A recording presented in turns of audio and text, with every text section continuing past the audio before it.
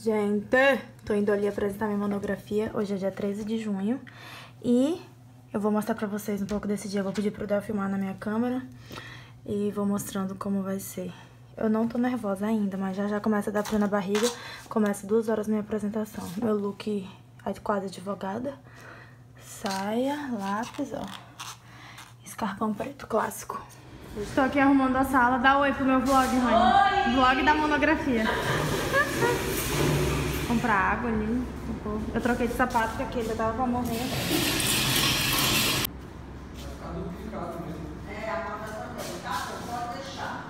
Gente, deem oi pro meu vlog. Oi. Oi, que eu estou tranquila. Vitória. Ei, gente, a sensação é ótima. Olha, hoje eu não levantei pra ir. Eu tô 6 horas. Esse daqui quando eu...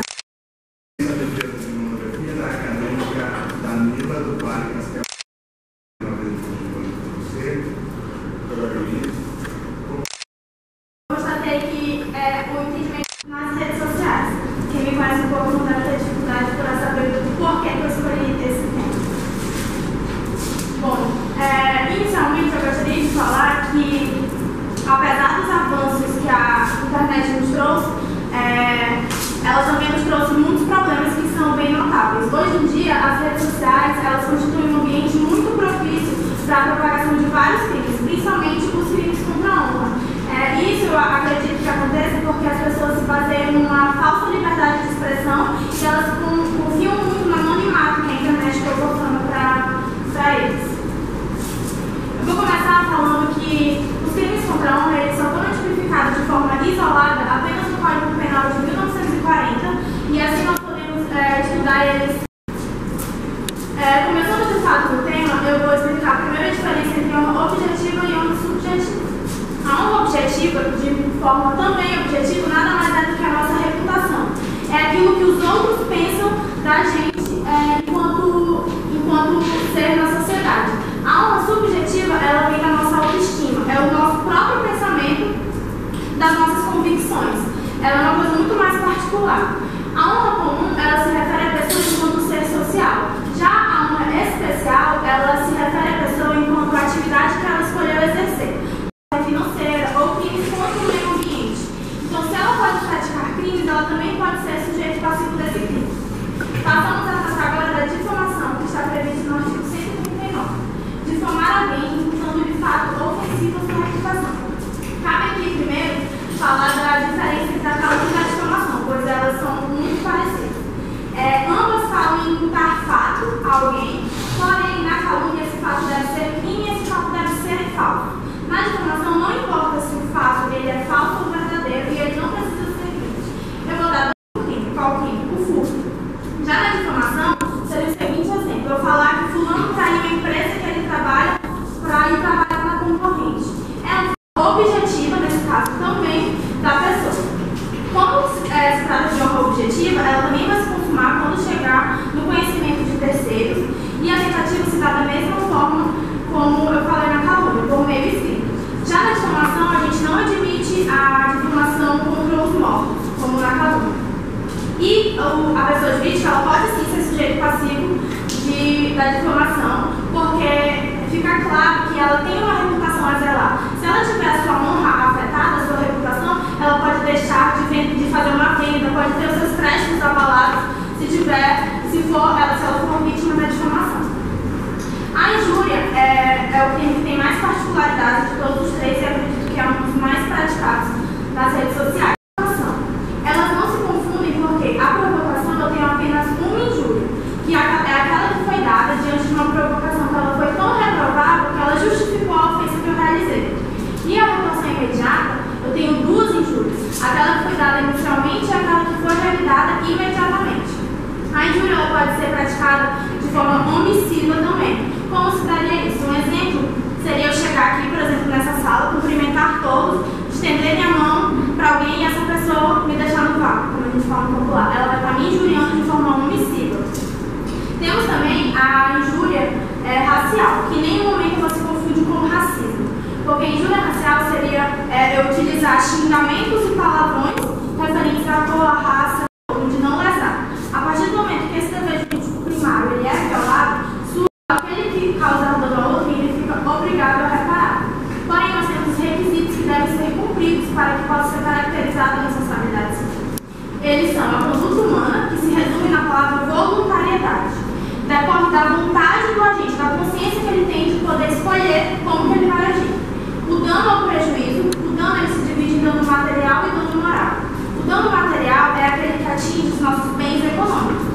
pode ser convertido em dinheiro, que atinge o nosso patrimônio em si.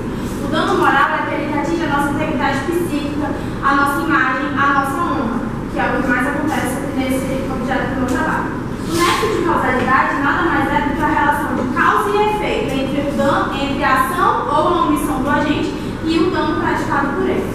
O dolo, a culpa, seria o dolo, a vontade que o agente tem, ele causa aquele dano intencionalmente por vontade própria, e a culpa é quando ele causa aquele dano a outro, de se manter sempre em comunicação, sempre conectado. A maior delas, sem dúvida, hoje em dia é o Facebook. Temos o Instagram e o Twitter também. Mas o Facebook é a maior delas, que tem milhões e milhões de pessoas, inclusive os brasileiros, se eu não me engano, é o segundo maior país no ranking que mais tem perfil no Facebook atualmente. E daí, com as redes sociais online, surgiram novas formas de praticar crimes. Porque no nosso cotidiano nós temos inúmeras situações de conflito, todos os dias, toda hora. E com a disseminação da comunicação, com a evolução da internet, das redes sociais, é normal que essas situações de conflito elas passem a acontecer em outros meios. O meio virtual, por exemplo. Por isso, não é incomum que os usuários dessas redes eles vejam diariamente crimes acontecendo na internet, entre eles os crimes contra a honra, injúria e difamação, na maioria deles. E a ofensa à honra ela fica ainda mais fácil de ser cometida quando os usuários eles se utilizam dos perfis fakes, que são chamados de perfis falsos, que permitem que os usuários fiquem anônimos e assim dificulta a identificação do criminoso, pois eles se sentem livres de qualquer controle e acham que o dano que ela sofreu, o prejuízo, e ela deve comprovar o nexo causal entre a conduta daquele agente e o dano que ela sofreu. Com isso, o magistrado vai analisar cada caso concreto e ele vai aplicar o valor da indenização dosando bem, e ele vai com o objetivo de tentar ressarcir o prejuízo que a pessoa sofreu, seja moral ou patrimonial, que não impede que eles sejam combinados juntos, porque ela pode sim sofrer um dano material, como no caso de uma pessoa jurídica, e ele vai aplicar também com o objetivo de evitar que o agente que ele volte a praticar injúria e a difamar as pessoas nas redes sociais. Porque é bem conhecido do produto, só que ela se excedeu na sua reclamação. Então vejam, a gente tem liberdade na internet? Tem, mas a nossa liberdade termina a partir do momento que eu estou ferindo o direito de outro. O que o magistrado fez nesse caso? Ele teve que sobrepesar a decisão dele, dois direitos constitucionais. O direito à liberdade de expressão, que a consumidora tinha que reclamar, de falar na internet, e o direito à honra da empresa, que teve sua reputação abalada. Então, ela tinha o direito de falar sim do produto, mas ela não tinha o direito de se exceder a tal ponto que viesse a ofender e manchar a reputação da empresa.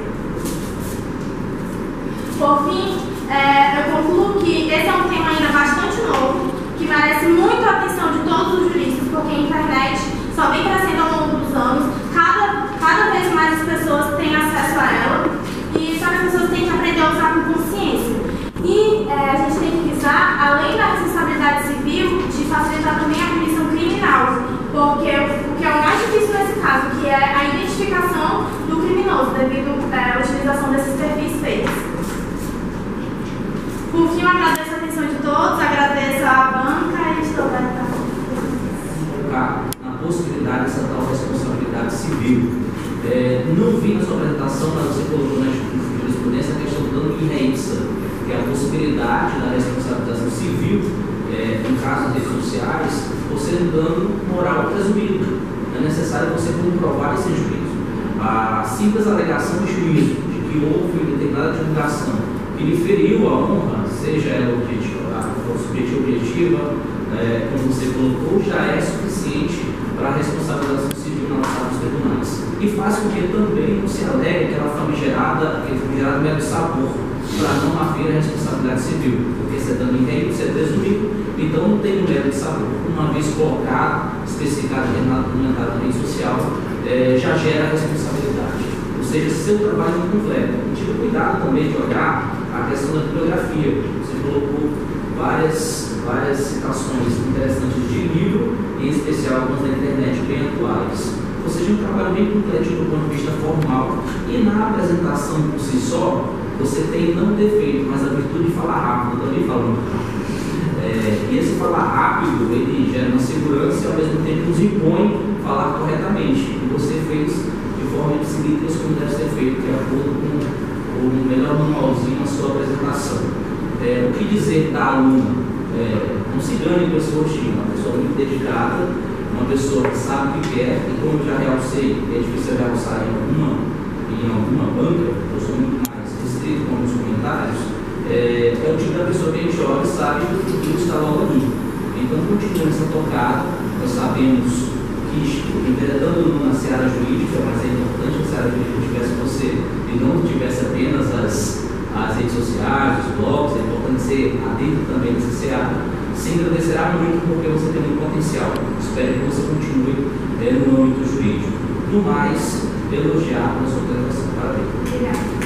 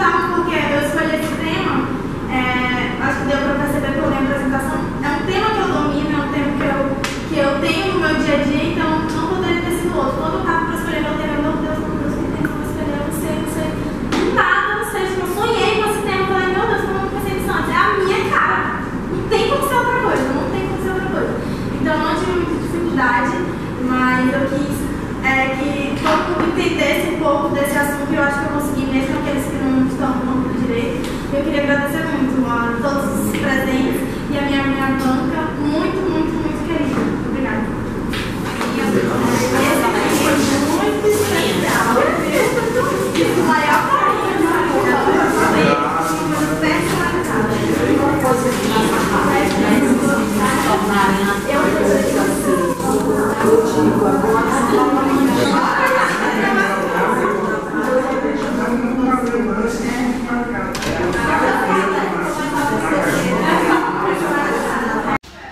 acabou! E eu fui aprovada com louvor! Kill! Cadê teu kill, Light?